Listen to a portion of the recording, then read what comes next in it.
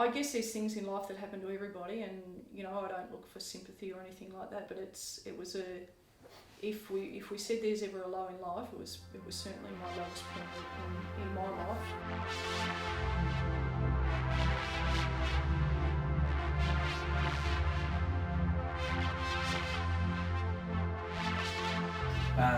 Tammy, you're a former Australian women's cricket team member. Yeah. Just tell us a little bit about the life as a cricketer and how you got started and when. Yeah, well, I started playing cricket back in early 80s, probably mid 80s. When I left school, we were, brought up with a family full of guys and played front yard cricket because the backyard we couldn't do. We'd always have cricket matches going on, and they said, oh, you need to go and play cricket, and there weren't any women's teams around back then. And anyway, down in where I lived in Reservoir, there was a team down there, Preston, and I thought they were training where my uncles play, and they said, oh, there's a girls' team down here, come down. So down I went, and then I played for them for basically most of my career, and I ended up over at Essendon, captain coaching. And then from about the age of 8, I think I was 19, I got into a state squad for the juniors, and then from there went through the under 21s and then through state until I retired from state about 32. Yeah.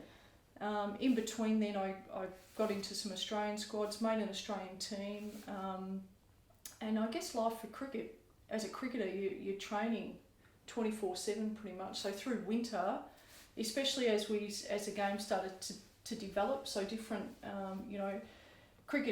Cricket Australia started to get involved with the women's cricket later on in my career. Yeah. So we basically would train through winter, maybe 3 to 4 nights a week at least through the week, and then through summer we were pretty much 6 days a week with cricket, and then with some fun thrown in between that. So you sort of, every night up, and of course we worked. Yeah, so I was going to ask that. Well, you're still still working. You still had a profession. Yeah. So you worked, and then you went and trained, and then Saturdays, Sundays were taken up with cricket. Then you go back to work on Monday, and then even back then, we had to pay for everything. Yeah. So nothing was really paid for. It was probably only the last couple of years that we started to get some funding come through, where we started to see, hey, we're going to pay for your airfares, which was great. A bit more professional. Yeah, it's the professionalism started to come into it, and obviously now it's great because, it's evolved so much, but it's taken a long time for it to get there. But cricket was a big part of my life, and it's... I was going to say, so a big part of your life, your siblings, family, other family members, all involved in cricket? Oh, my brother was, uncles, yes, but I've got 2 sisters that are not sport orientated. They're a bit uncoordinated. But yeah, from a family perspective, it really was only me. Like, I'm the only one who's really done a lot of things in sport. I'm a bit very much self-motivated, where I think other family members haven't been so self-motivated. They're happy just to live life and whatnot, where I want to achieve and try to be the best. Be the best that you can be at whatever you do. Whether it's having a game of chess or having a game of Monopoly, you've got to win. It's not about losing. You're very motivated, very 100%. Driven. Yeah, that's good. There's nothing wrong with that at all. No, I don't do things to come second. I do things to come first, and that's how it should be. So in everything that you approach. Yeah, good. So it's good. Good philosophy to have. Yeah, it's pretty easy. So you're still you're working full time. You're training during the summer pretty well full time. Yep. It's got to be a tough gig, You as you said, you're pretty well doing it for the love of it.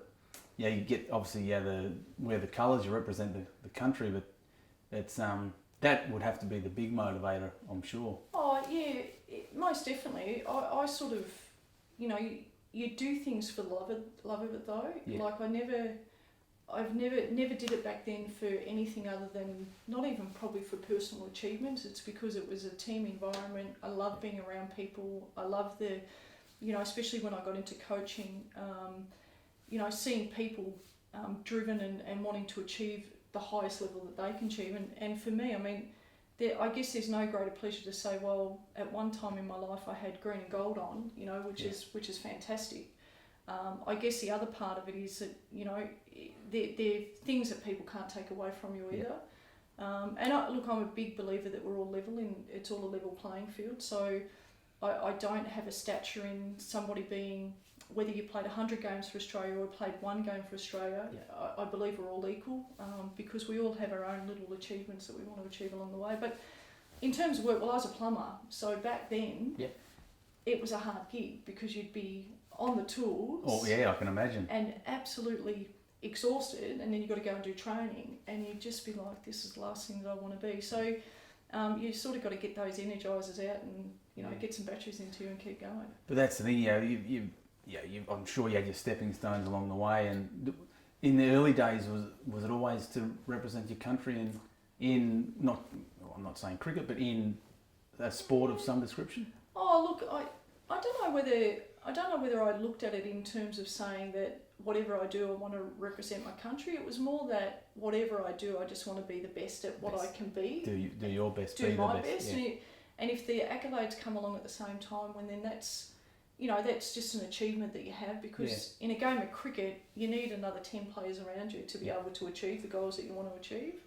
And I think for me, it was pretty important to have those people around at the same time. But look, there was times it was really hard. You get your knockbacks, and there was one year I missed out on a state team, and I think I was only about 23, and I wanted to play one of my heroes in cricket is Sharon Tredrea, who is a very well known cricketer, and I played club cricket with her. So you sort of, as you do, you say you want to be as good as what she could be, and I never could be, but I had the opportunity to play state cricket with her, the one and only time. She'd come back, and I was absolutely wanted to be in there, and I didn't get selected. No, really. And I was devastated, and it made me hungrier to want to achieve. So I went away, and I got some one-on-one coaching and helped another great cricketer, Margaret Jennings, helped me through my deficiencies in what I can be better at. Yep. So I worked out my weaknesses, and I tried to make them my strengths, and lost some weight, and I come back and I was better for it. And then from there it evolved. I sort of got into an Australian squad and got into the under 25s at Australian. So the work I had done was fantastic, but it sort of took a bit of a kick in the butt to sort of realise my true potential, I guess, at the end of the day. And I had injuries, later on I had some injuries which were really frustrating, but you just keep going on and you try to do the best you can. That's it. You manage them. Get through them as best you can. Yeah. But that's also, I'm sure, it's patience. You've got to be patient when injury, and you've got those setbacks. You just got to keep pushing the. You do. Pushing the limits and. Well, I tore both hamstrings in Perth, and back then we were playing 2-day cricket, and I thought we were in the final, and they got me through to semi-final, and I was batted number 3. Yep. And they said, we need you to play. So 2 days rest, I was taped up, and I went in and played the final. We unfortunately lost, but it was good that they had put enough trust in me that they still believed I was valuable and whatnot. But yeah, there's some hard times though. I mean, I guess you get a good 4 to 5 months to rest yourself and get yourself back to where you need to be. But I've also had a lot of operations through the years. I've had 2 knee recos, I've had patella realignments, I've had shoulder reconstructions. Yeah. I've had about 21 orthopaedic operations. Really? Yeah. It's a tough game. It's more than a tough game. So along the way, but they've sort of been in off season, and you just sort of get back to cricket and you go, well, you just got to go through the motions and get yourself better. So I've been lucky that I've been able to stay on the field, but there's been times when it's been a little bit frustrating. Yeah, I'm sure. Yeah. That was, I was going to ask you, your highs and lows. By the sounds that you've certainly experienced some lows, and there's highs. So just give us an idea of what you see as the pinnacle. What's the high, and then the pinnacle. The low.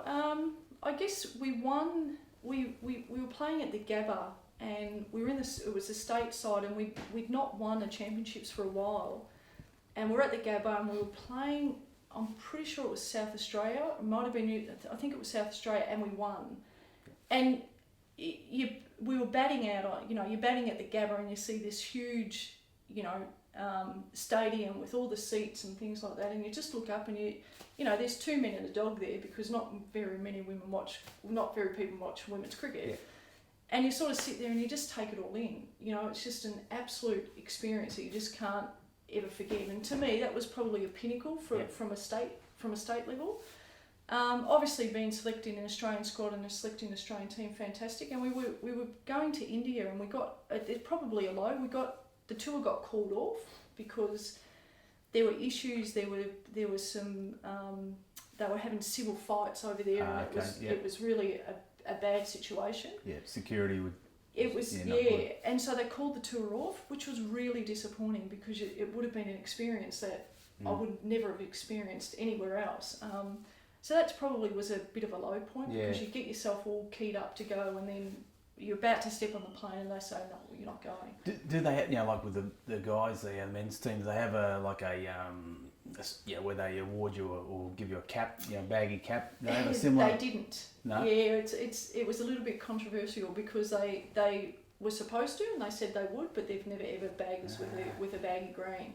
But for me, it's not all about that. It's still, I was selected, I knew what was going on. Yeah. You're still a part of it, but that's probably was a disappointing thing. Yeah, in terms of from a sport level. Yeah. Yeah. Okay. Let's you obviously sport has been a big part of your life, and you said about your training. 6 days a week in the summer, and I take it a lot of that was skills work. Did your love for the bike, did that start with cricket? Is that part of your training? Yeah, it did. I remember one year I was rehabbing because I'd had my patella realignment done, and we were training at Albert Park, and I said, well, I can't run, so I'm going to do my training on the bike, and that's pretty much exactly what I did. So I'd do, I think I was doing 3 circuits at the time to them running 1, so that sort of started my love for the bike. Yeah. And I thought, this is really good. I'm really enjoying this. I was on I wasn't on a quality bike, but I thought, this is good. It's good for my knees. It's good for my back. I'm not in any pain. It's nice. Low impact. Low impact, and I thought, well, I'll give this a go. So then from there, I brought a Malvern Star. Yeah, the good old Malvern Oppie. I loved it. It was green and black, and I still have it at home. And it's, it was the ants pants to me. Went out, and I brought it from Ray's Bikes down in Reservoir. Yeah. I'm pretty sure that's what they were called. Yeah, Ray's Bike. Yeah, there's a big chain of that's it. Ray's. Yeah. So down there. So, I go and I've just said, I've got to have it. And I might have cost $400 or $500 back then. So, loved it. Started riding to work, riding home. So I was getting fit on the bike. Yeah. And then from there, just my love for the bike started. And I probably wasn't doing 50, 60 Ks on weekends, but I was riding it whenever I possibly had the opportunity from a training perspective and obviously from a rehab perspective. Once I finished cricket, then I sort of I said, I really want to get into this. I want to take it a bit more serious. And so I started reading some books, and there's a guy I can't remember, but I've still got it sitting in my bedside table, and it tells you, how to ride, how to get down, your type of sets that are good, your type of wheels, etc. Yes. So it just goes through all the bike mechanics too. Joe Friel. Yeah, I think that was his. Yeah, it sounds like he's probably one of the most famous of book publishers, and that's his name. And then I sort of started, this is how you need to be in what positions, and sit back in the seat, do this, do that, push and pull with your legs, blah blah blah. So I picked it up pretty quickly, and then a friend of ours, Ken, who's like a father to me, he used to ride back in the, I'm going to say the 20s, but it's probably the 60s. He's that old, and he started to get back his love for bikes again. He used to ride down the velodrome down in Northcote, and do a lot of that sort of stuff. So then, through one thing, he ended up helping me, and we got an Orbea, which I've got, and I still have, which is and I said before, it's a Spanish frame, which is good. It's not the old, the newer frames are not from Spain anymore. Authentic Spanish. That's right. Yeah. Orange and white, love it. It's a fantastic bike.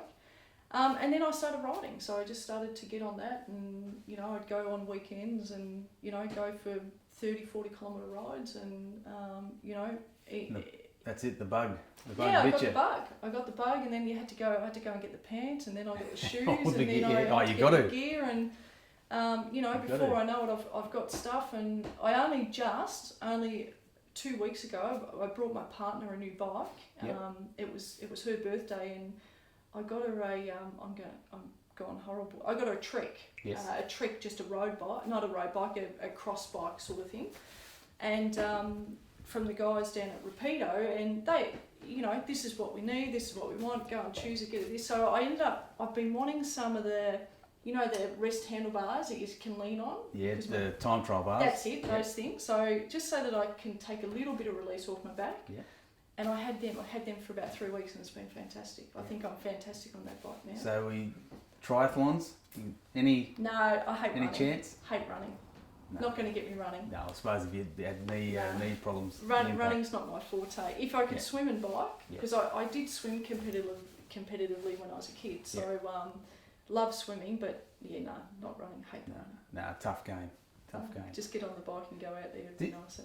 Did you manage, in your early days when you started the riding, when you were playing cricket, did you manage to get any of your teammates to follow? You used to form a bunch and get out there? Or? No, but there are now. We've got a whole heap of bunch of girls. There's a really good friend that there's probably about 20 of them that ride on a Saturday and Sunday. Okay. Down Beach Road now, which is really nice. And for their current and past. Yeah, current and past. And then there's other people that, you know, as the groups evolve, you know, they meet down somewhere at 7 o'clock and then ride all the way down, or ride to Frankston and back. And they keep saying, come on, you've got to come along. But unfortunately, I do play a little bit of golf, and sometimes I start the golf in the morning, so it depends what day I'm playing golf and what day I need to sleep in, you see. So I've got to juggle it. But I actually like riding by myself. It gives me time to think and clear my mind, and just sometimes not have that conversation. I prefer to just be by myself and just take in whatever I want to take in without having to have somebody in me. I'm with you there. I sometimes like that because I think there's no such thing as an easy ride these days. Everyone just wants to go fast, and it's sometimes it's tough work. Yeah. I know you don't get on the bike just to cruise, but sometimes it's just nice to do that and just take it all in and do your own thing. And I love it. I just think it's much nicer. You can, you know, go on your pace, and you're not having to worry about keeping up. And because now I'm using it now again to get myself fit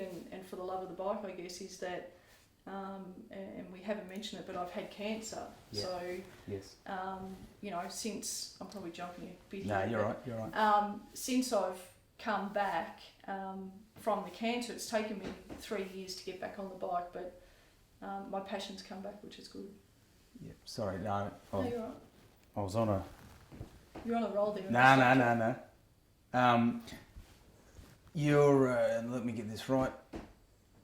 You're linked to cancer is a personal one.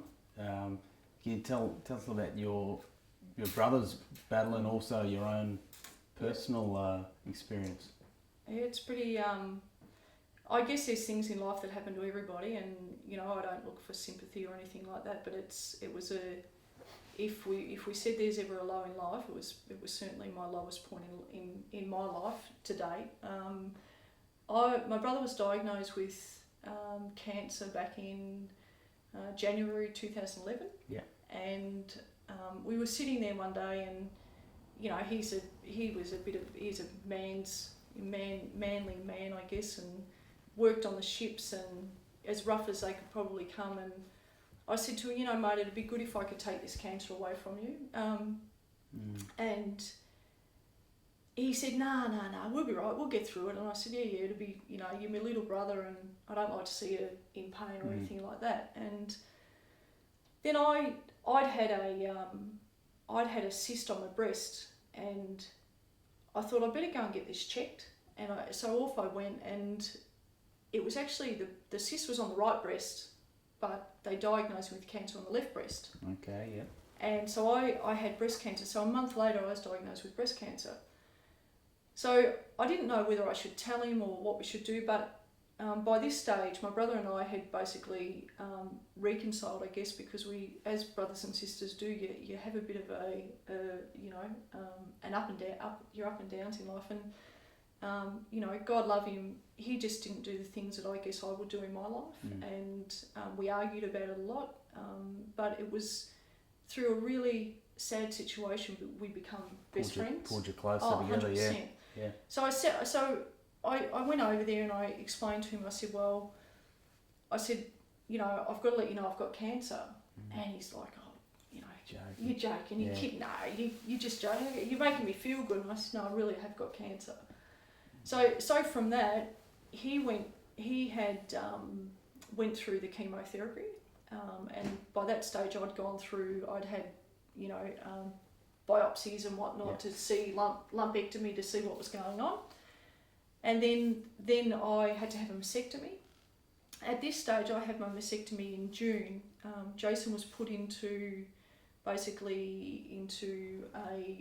hospital that we knew that he wouldn't come out. Yeah. He passed away on August the 2nd, and I sort of, kept going through what I needed to deal with. I've come out the other side, so I we sat down at one stage and said, I've got the good cancer and he's got the crap cancer. And it was hard because to see him go through what he had to go through, and I guess, at different times it was quite funny because, and I still tell this story, I was working too, but then I had to give up a bit of my work because he wanted, it's not that he wanted, I wanted to be there for him. So I'd go and visit him every morning and stay with him till lunchtime. And one day I hadn't left home and it was 8 o'clock, and he rings me, he said, where are you? And I said, I'm just leaving home now. He said, I'm waiting for me lime milkshake. Yeah. Where the hell are you? Get down here now. So anyway, I got there at 9 o'clock, I give him his milkshake. That was his fix, yeah. Oh, he has his fix, and then he says, and while you're at it, you can shower me now. And I go, mate, we haven't showered together since we were kids. He said, nah, won't have anybody else to do it. So then I started, and it's a bit surreal when you got to help your brother to shower because physically he's struggling with it. But look, it's life goes on from that, from obviously my experience and Jason's experience. I've created a foundation. Yes. Which is called Tammy Foster Foundation. I found that there is a huge gap between a person once they're diagnosed with cancer, and financially it's around about you'd say 20 to 30 grand hit in your pocket, and for people that struggle with money, it's the last thing they need on top of the cancer. So my foundation is about supporting people living with cancer. So we'll give up to grants of $1,200 to $1,500 to individuals that come to us and ask ask us for support. And it's now been going probably about 6 months up and going. It's taken 18 months to get it up and going.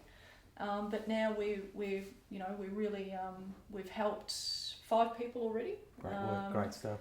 And we're hopefully this year we can help up for the rest to the next part of the year is help approximately about another 10 people. That's our goal. So hopefully next year we can help 20 people, and then the year after 30 people, and we can build it. So and I guess that foundation was based on my experience and obviously in memory of Jason. His brother, and it's it's a big thing in my life now. So it's great work.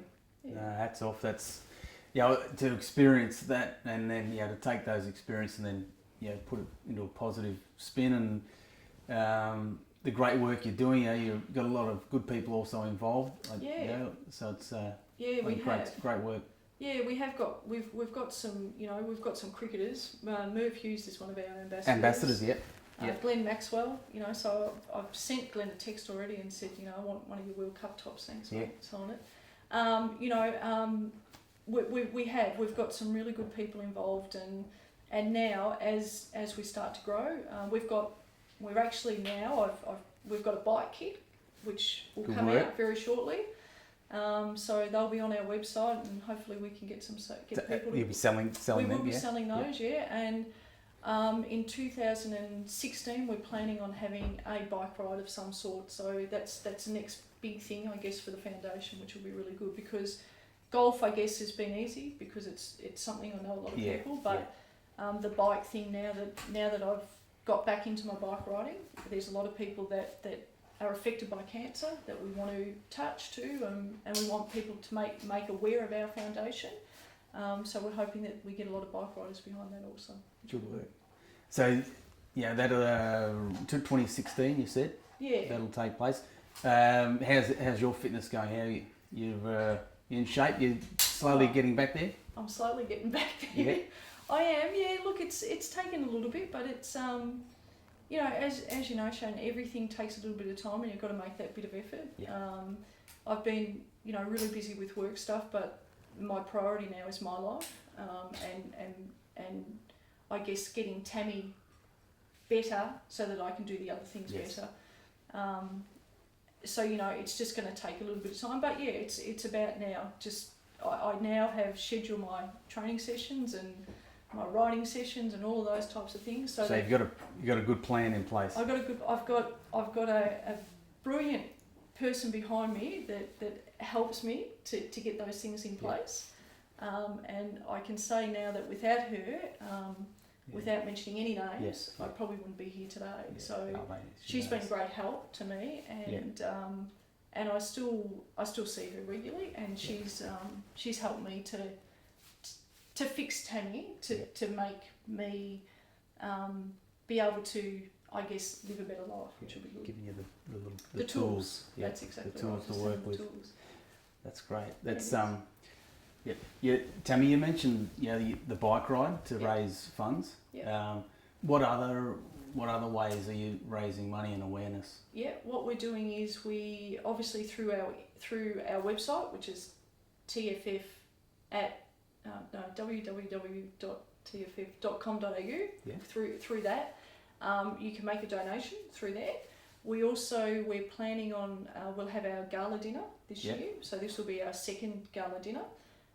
We will also then we're looking at possibly having a morning tea or something like that through businesses. So we're going to tackle some businesses.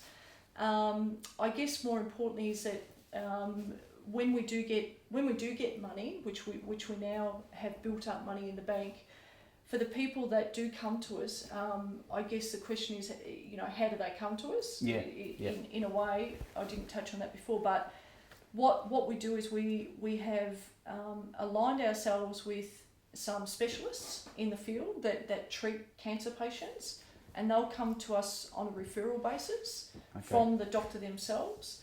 They'll also I guess 3 people that we've helped, Anthony Lemo from the radio from Gold FM. He's an ambassador to the foundation, and they do this thing where they help people that might need financial help or might need some a fridge or something like that. And I heard a story, and I text Lemo and I said, look, can the foundation help this person? And it was a gentleman who had bladder cancer. Yeah.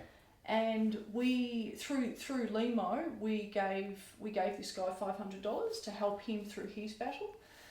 So we do get messages directly to us, and then it basically is myself and 2 other people that will make the decision whether we support them or not. Yep. We ask them the questions that we need to ask. The one thing about the foundation that I always wanted and will always be is that it's got to be a personal touch. So I go out and I give the money to them and hand them either cash or check, whatever they need. Personal contact, and they can do whatever they want with the money. Once we hand them the money, we make the decision that they need our support. I'm not phased how they spend that money. I'd hope that they use it wisely, and I hope they use it to either help them with their bills or help them with a mortgage or to get food on their table, whatever the case may be. And I guess that makes us extremely unique in the charity world because nobody else does it. There are some other foundations out there that say they help people financially, but they don't. Everybody does great work in the charity work, but there's no one out there that actually hands people the money to help them, and that's every cent that we have goes to those people. So it's important that we obviously connect ourselves with the right people, connect ourselves with the right, even other organisations and charities that they get people come to them. We're now working with a breast clinic over in Footscray, where they have patients that are financially stressed. We are getting referrals from those guys. So as we start to grow as a foundation, then we will start to put our arms out to further people to say, okay, it might go to the Alfred Hospital, where ideally, it'd be great if we could offer it to all the hospitals and say, we're a foundation, we've got $100,000 to spend this year, send us your patients, we need, we've got this, ultimately 5 years time, that's where we want to be at. So, and it takes time to build, because, and I guess one of the things, and as I touched on earlier, is that there is nothing for the patient once they're diagnosed with cancer. You need the research, 100% you need the research. That's what's made cancer better for people, because they're diagnosed earlier, they can be treated earlier, and the life, or the death rate is a lot less because of the research. Yes. But then once you get to that line where, okay, you've really only got 3 or 4 options. It's operation, chemotherapy, radiotherapy, tablets for the rest of your life. Then we don't know whether you're going to live or die. That's where we want to come in and say, right, we want to do something to help your life. Talking about that, Tammy, like when you're at that stage, what sort of things did you draw from help? Where did you sort of,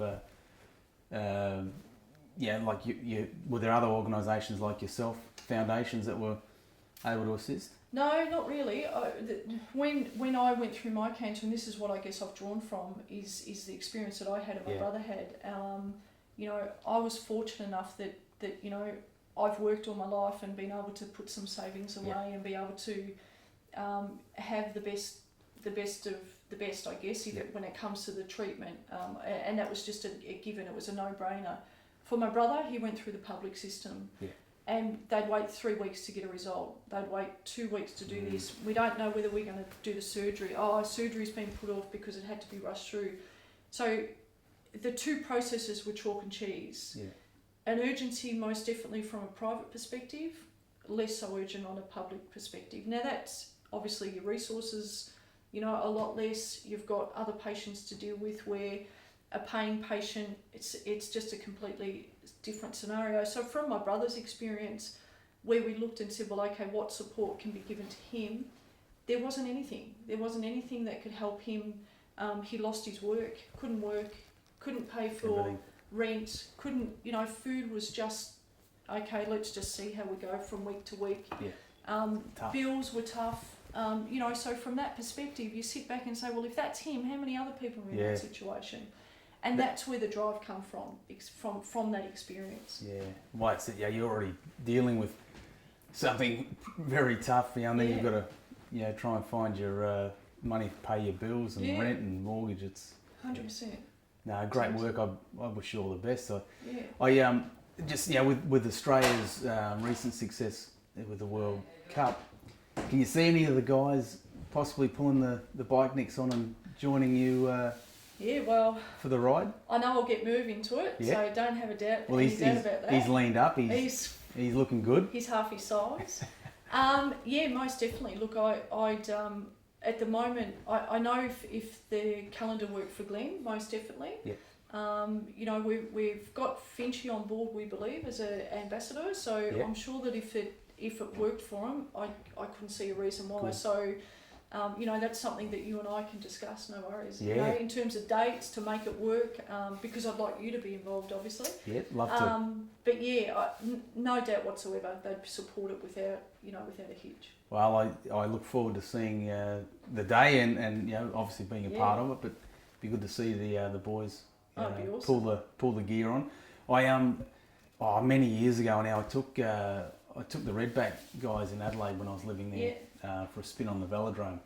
I remember Buff Lehman was captain at that point, and he did the bare minimum. He just sat there behind the pacer, and whereas the young guys were tearing around crazily. But that was a great experience, and the guys had a great time. It's good to get them out of their comfort zone too. Well, that's what it was about. Out of the comfort zone. yeah, just on the banking of the board track, and Yeah. it was a great day. Yeah, no, it's A good. few crazies in there, but it worked well. Yeah, I'm sure they're as mad as cut snakes, some Yeah. of those cricketers. Yeah, or well, where you're standing there facing a ball coming at you 100 miles an hour, I You've think. got to be mad. Yeah, I wouldn't like to do it. No, not at all. So, Tammy, like now, involvement with cricket still? You're still? I was involved with it up Still until there? this year. I was selecting for the state team for the Vic Spirits, Yeah. and then obviously work and other things. Become a little bit more of a priority, I guess, and my own health. So now it's just, I guess, for me, I love seeing him. I still watch it. I'll occasionally get down to a game, but hopefully one day I can get back involved in it. Who knows, in the next couple of years. Yeah. The door's always open, I guess, and it's just about, I guess, Shane, like anything, your life takes different paths, and you've got to weave in and out. And at the moment, I guess it's about me getting myself into getting fitter. Yes. Which means getting back on the bike, which is great. Yeah. And different experiences to look forward to. It'll bring you back. Yeah. Bring you back on path. 100%. So with like women's sport in general, it's slowly, the profile is lifting. It's something that should have been done a long time ago, but it's slowly lifting. I spoke last week with Bridie O'Donnell about women's cycling, and its profile's lifted now. She's been a big part of that. And with women's cricket, is it slowly edging its way up?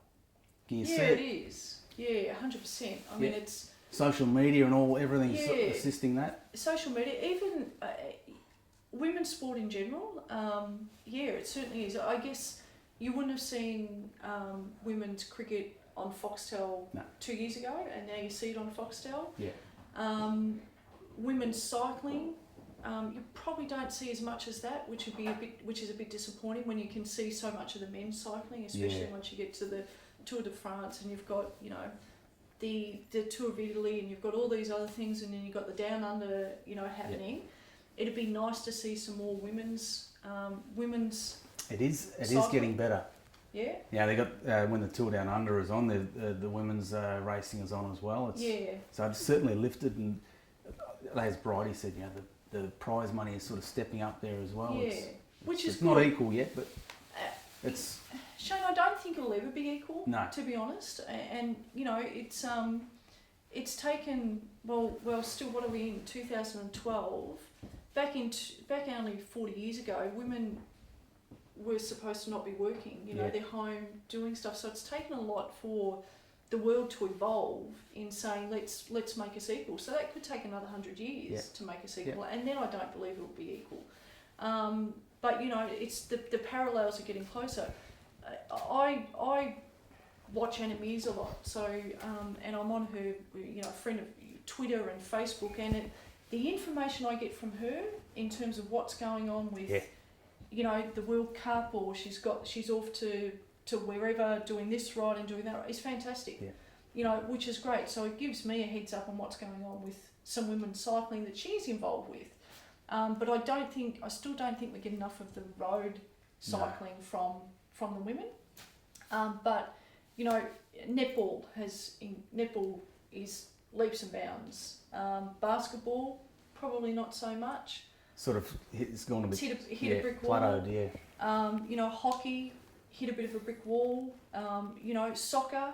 Yep. You hear of soccer because there's Elise Perry's involved with soccer because of cricket. Yep. So you get more of soccer, but you don't still get coverage of soccer. So there's still what I think, without being too critical, they're a long way behind, but it's certainly better. It's getting better. Most definitely. Yeah. Well, and also, I think looking at the different figureheads of certain women's sports have certainly put them out there as well. Some of the women that are on TV now. Yeah. It's certainly promoted the different sports, netball.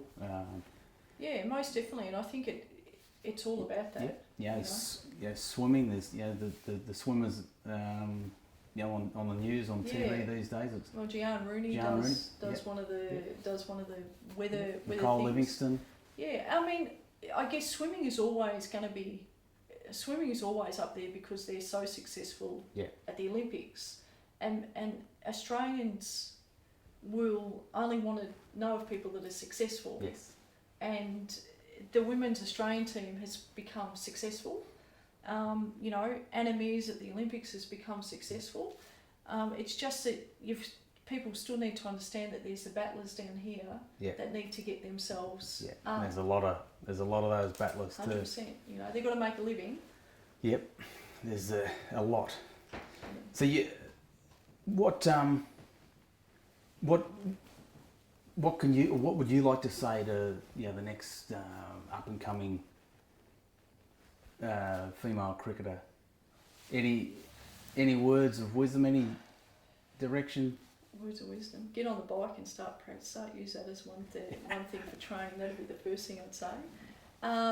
Because it's no impact. That'd be the first thing. Well, that's I think that's definitely what we've seen with a lot of the sports. Yeah. Just that impact. It's just jarring knees and backs and ankles. It certainly takes. Well, that's right.